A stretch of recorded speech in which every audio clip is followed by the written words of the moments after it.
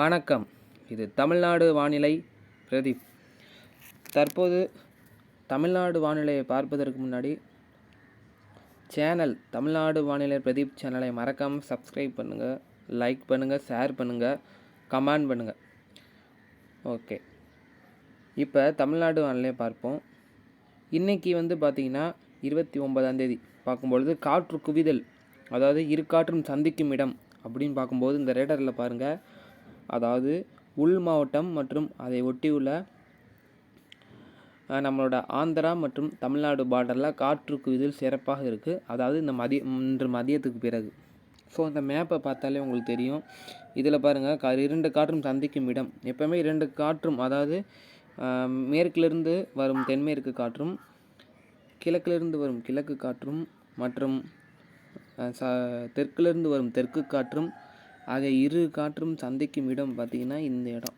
So இந்த இடத்துல தான் இரு காற்றும் சந்திக்குது. ஸோ இன்று மழை வாய்ப்பு பகுதி நான் கொடுக்குறேன், மாவட்ட வாரியாக கொடுக்குறேன்.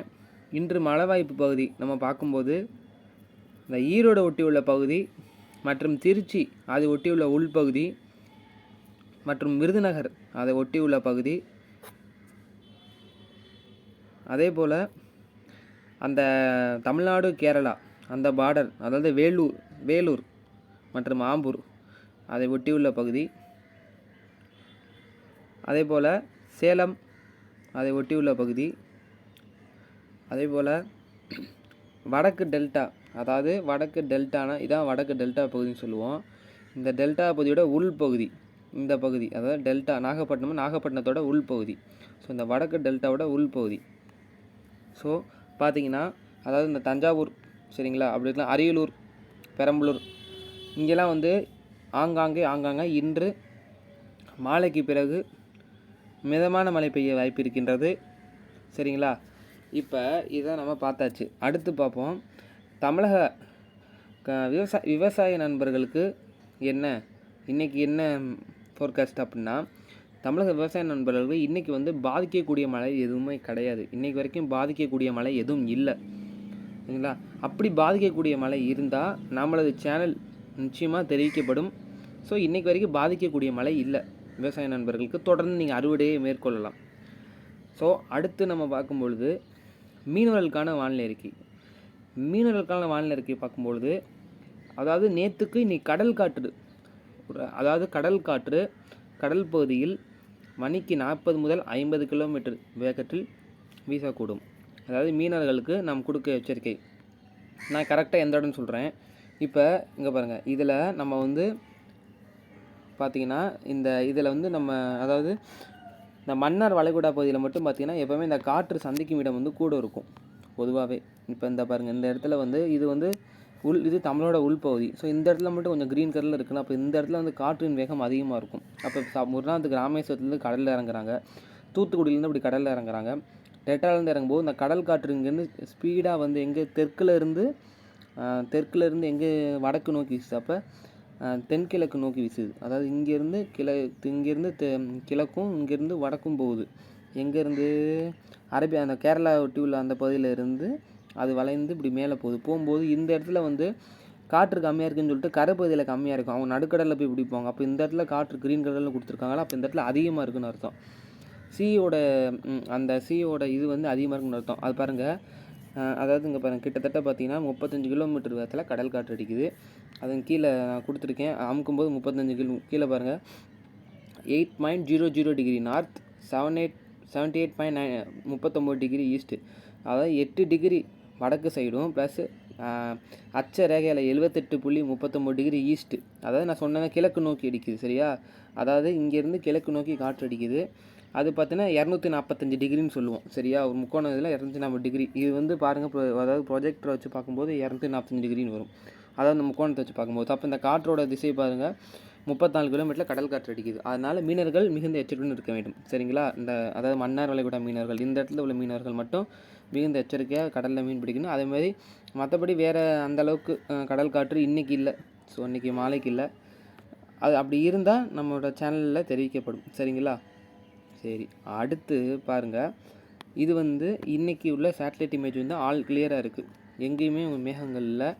அதனால இன்றைக்கி மதியத்துக்கு பிறகு நான் சொன்ன ஊரில் ஆங்காங்கே மழை வாய்ப்பு இருக்குது. சரிங்களா? ஸோ இது பாருங்கள், அதாவது நேற்று பேஞ்ச மழை பார்க்கும்பொழுது இந்த இடத்துல, அதாவது ராமநாதபுரத்தோட வடக்கு கடலோர பகுதி, தொண்டி உள்ளிட்ட அந்த கடலோர பகுதி, அதாவது தெற்கு நாகப்பட்டினத்தில் தெற்கு பகுதி, அதை ஒட்டியுள்ள பகுதியில் வந்து நேற்று நள்ளிரவு வந்து மழை பெய்ந்திருக்கதா இந்த ரேடார் காமிச்சிருக்கு.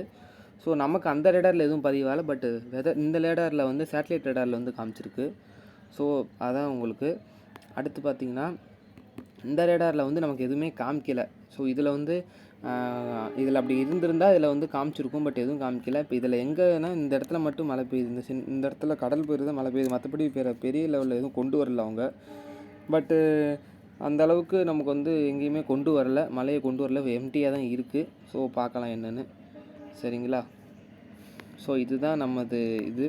அதை வந்து நம்ம வெதர் இதில் பார்த்தாச்சு. இதில் பாருங்கள், இதில் வந்து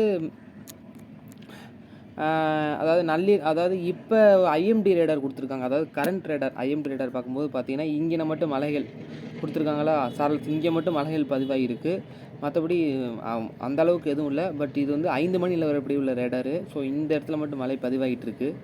ஸோ அதான் கொடுத்துருக்காங்க.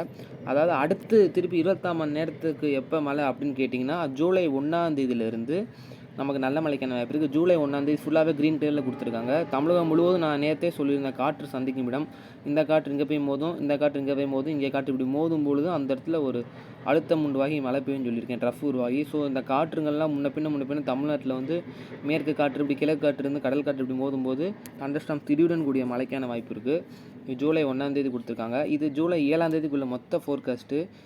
தமிழ்நாடோட ஈரப்பதமோட ஃபோர்காஸ்ட்டு நல்லா கொடுத்துருக்காங்க. தமிழகம் முழுவதுமே பாருங்கள், நல்ல, அதாவது ப்ளூ, அதே மாதிரி கிரே, இதெல்லாம் வந்து மிதமான மதிப்பில் சற்று கனமழை ஃபுல்லாகவே தமிழ்நாடு முழுவதுமே கொடுத்துருக்காங்க. அதுமாதிரி அதாவது இங்கே கேரளாலேயும் மான்சூன் ஆக்டிவாக இருக்குன்னு நான் சொல்லியிருந்தேன், அதுவும் நல்லா கொடுத்துருக்காங்க. எல்லோ கலரில் ஆக்டிவாக இருக்கிறதுனால அது மிக கனமழை கொடுத்துருக்காங்க, இங்கேயும் மிக கனமழை கொடுத்துருக்காங்க. ஸோ இதுதான் அது. ஸோ சேனலை மறக்காமல் சப்ஸ்கிரைப் பண்ணுங்கள், லைக் பண்ணுங்கள், ஷேர் பண்ணுங்கள், கமெண்ட் பண்ணுங்கள். அதேமாதிரி வீடியோவை ஸ்கிப் பண்ணாமல் பாருங்கள். நெக்ஸ்ட் ஸ்கிப் பண்ணிட்டீங்கன்னா முடிஞ்சு.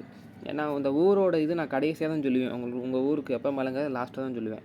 ஸோ அடுத்த 24 மணி நேரத்துக்கு நான் கூட சொல்லியிருக்கேன். அடுத்த 24 மணி நேரம் அதாவது இதே லெவல் எப்படியோ இன்றைக்கி உள்ள லெவல் அப்படியே தான், அது எப்படியோ அதே மாதிரி தான் இருக்கும். பட் வந்து இந்த 1ஆம் தேதியிலேருந்து நான் பரப்பளவு எந்தெந்த இதுன்னு சொல்லுவேன், நாளைக்கு ஃபோர்காஸ்ட்டில் சொல்லுவேன், இல்லைனா மாலை ஃபோர்காஸ்ட்டில் சொல்லுவேன். இந்த 1ஆம் தேதியிலேருந்து எங்கெங்கே போய் இன்னும் கொஞ்சம் பரப்பளவு அதிகமாக இருக்கும். ஸோ அதை நான் என்னோடய ஃபோர்காஸ்ட்டில் சொல்லுவேன், அதை நீங்கள் பார்த்துக்கலாம். என்னங்கிறத நீங்கள் பார்த்து விவசாய நண்பர்களும் சரி, மீனவர்களும் சரி, கவனமாக இருந்து அவங்க அறுவடையை மேற்கொள்ளலாம். நீங்கள் கடற்கரையில் பார்க்கும்போது எச்சரிக்கையாக இருந்து கடலில் மீன் பிடிக்கலாம். நன்றி. தேங்க்யூ.